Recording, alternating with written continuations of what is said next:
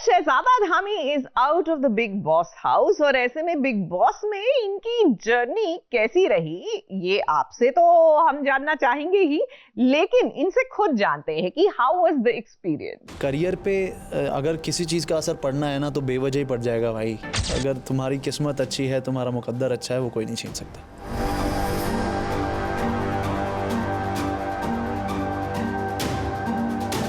और कहीं ना कहीं मेरे को अंदर था कि कहीं उसको ना भेज दे। अगर उसको भेज दिया तो फिर चीज़ें तो भाई फिर तो बहुत कुछ मिलता आप लोगों को, बट ठीक है। अब एक्चुअली विवियन ने मेरे साथ बदतमीज़ी की तो मैंने उसको बाहर आके समझाया।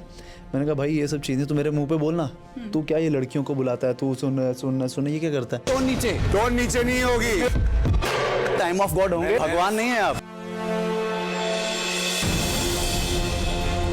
बिग बॉस के घर से बाहर आ चुके हैं शहजादा धामी और इस समय हमारे साथ मौजूद हैं। शहजादा, सबसे पहले क्या लग रहा है घर से बाहर आने के बाद, क्या लगा, फर्स्ट थॉट प्रोसेस क्या था कि क्यों हो गया एविक्शन और किसको कॉल किया सबसे पहले, तो यही जानना चाहूँगी। जब मुझे एविक्ट किया गया तो मेरे लिए बहुत सरप्राइजिंग था कि यार मैं कैसे एविक्ट हो गया यार। मतलब बाकी काफ़ी लोग थे, मतलब जो वीक हैं, जो घर में दिखते नहीं हैं, मुद्दा नहीं है, उनके पास कोई अपना पॉइंट ऑफ व्यू नहीं रखते, लेकिन मुझे एविक्ट कर दिया गया। पहले तो मैं उसी जोन में था, फिर बाहर निकलते ही जब मैं बाहरी दुनिया के जोन में आया, मेरा फ़ोन लाओ मेरा फ़ोन दो। वो बोल रहे थे सर इंटरव्यू में, नहीं पहले फ़ोन दो आप मेरे को। मैंने कहा छोड़ो यार, क्योंकि अभी अगर आ ही गया हूँ बाहर तो फ़ोन लाओ। तो वो चल रहा था और जैसे मैंने फ़ोन ऑन किया तो मैसेज आ रहे हैं। फिर उसके बाद मेरी माँ से बात हुई, फिर मेरे भाई से बात हुई, फिर मेरे बेस्ट फ्रेंड से बात हुई। सभी के मन में ये सवाल है कि जब शहजादा गए थे उसके पहले से ही बहुत बज़ थी कि इस बार शहजादा होंगे, घर में जाएंगे, कुछ बातें होंगी, शो से रिलेटेड आपके कुछ बातें होंगी, यस एक्स शो से रिलेटेड कुछ बातें होंगी। तो क्या एक्सपेक्टेशन थी और आपने क्यों डिसाइड किया कि इसी शो में जाना है? मेरी ये जो लोगों को जो परसेप्शन थी कि मैं जाऊंगा और मैं कुछ पास्ट के बारे में बोलूँगा, है ना, तो मेरी ऐसी कोई प्लान नहीं था, क्योंकि जो चीज़ मेरी ज़िंदगी से बीत चुकी है, जा चुकी है, वो जा चुकी है। उसको पास्ट में रह के अगर आप जियोगे ना तो आपका प्रेजेंट ख़राब हो जाएगा। जैसे ज़्यादा ये कहते हैं कि बिग बॉस ऐसा शो है जिसको पास्ट की वजह से ही लोगों को चुना जाता है घर के अंदर जाने के लिए। तो आपको लगता है कि ये पास्ट ही वो वजह थी जिसके बारे में हाईलाइट ज़्यादा किया जा रहा था?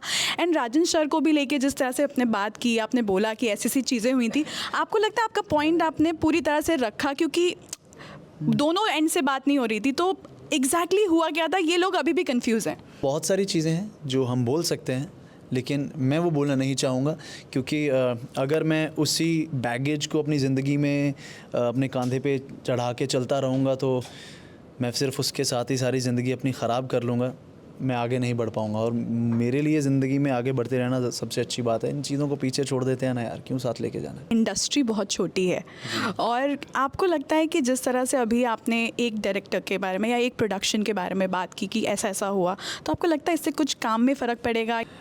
देखिए, पहली बात तो ये है किसी की भी कोई इंसान कैसा है, किसी के कहने से उसका नरेटिव सेट नहीं हो सकता कि आपने मेरे बारे में कुछ बोल दिया मैं वैसा हूँ। करियर पे अगर किसी चीज़ का असर पड़ना है ना तो बेवजह ही पड़ जाएगा भाई। अगर तुम्हारी किस्मत अच्छी है, तुम्हारा मुकद्दर अच्छा है, वो कोई नहीं छीन सकता।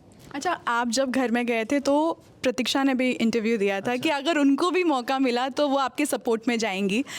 तो आपको लगता है कि ये चीज़ वहाँ पर और क्लैरिफाई होती अगर प्रतीक्षा भी होती साथ में, या वो भी आती, कुछ बात करती, या फिर कुछ होता? फिर तो बहुत कुछ होता, फिर तो बहुत चीज़ें हो जाती। और कहीं ना कहीं मेरे को अंदर था कि कहीं उसको ना भेज दे। अगर उसको भेज दिया तो फिर चीज़ें तो भाई फिर तो बहुत कुछ मिलता आप लोगों को, बट ठीक है। यही रीज़न था, विवियन पोक हो रहे थे बार बार, उन्होंने शायद नायरा को भी कहा था कि आपको जाके समझाएं। एक्चुअली विवियन ने मेरे साथ बदतमीज़ी की तो मैंने उसको बाहर आके समझाया। मैंने कहा भाई ये सब चीज़ें तो मेरे मुंह पे बोलना, तू क्या ये लड़कियों को बुलाता है, तू सुन सुन सुन ये क्या करता है, तो मेरी आंखों में आंखें डाल के एक बार बोल दे। वो बोल रहा है कोई तू एग्जिस्ट तो कर ले ऐसे। मैं कहा चल बैठ के मैं तेरे से बात करता हूँ। अगेन उसने अपना पॉइंट रखा, चल दिया।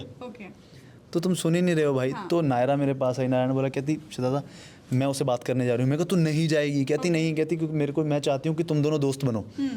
बट उसने नहीं अपना वो एटीट्यूड छोड़ा, वही जो बबल उसको दिमाग में दे के भेज दिया था, सर पे मटका रख के ऐसे ऐसे चल रहा था, वो जो सब मटके पे लिखा हुआ था लाडला जी है ना, लाडला डालडा जो भी है वो। अच्छा, कुछ फैंस के क्वेश्चंस हैं, मैं जल्दी जल्दी आपको दिखाती हूँ, आपको इस पर रिएक्ट करना है। तो ये एक फैन ने कमेंट किया, पढ़िए। हमेशा अच्छे लोगों के साथ ही बुरा क्यों होता है। चलो यार, किसी ने तो अच्छा समझा, मुझे समझ में तो है। Vivian is Avinash Elder brother, rudeness and arrogance wise.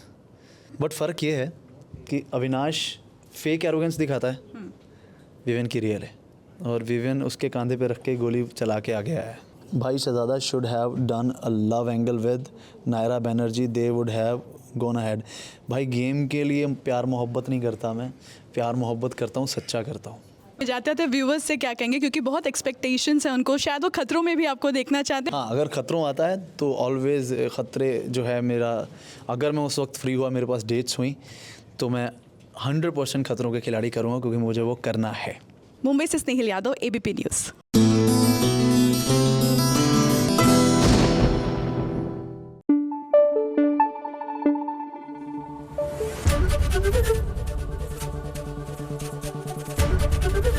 ABP news आपको रखे आगे।